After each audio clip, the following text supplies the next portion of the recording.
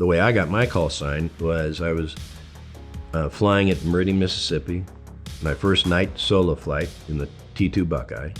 I come into the pattern, and it is pitch black out. And so you have to, it's way different than flying during the day because you're really just, you're having to use your instruments much more. And at that point, we weren't really all that trained in instrument flying. So it's like you're being introduced to how do you use your instruments and fly outside at the same time. I'm used to flying outside of the airplane and seeing everything around me.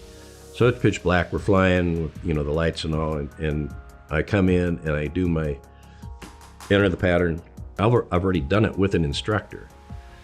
Now I'm out there doing it solo. And so, solo meaning there's no instructor in the back seat.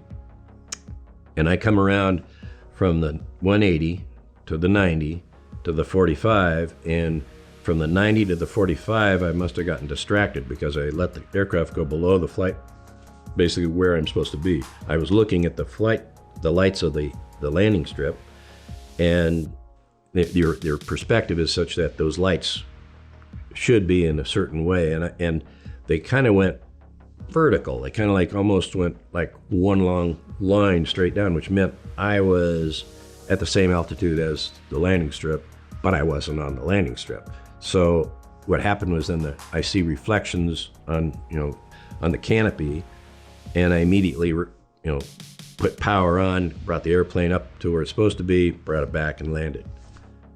During that whole sequence, my best friend is in the flight pattern up at the 180.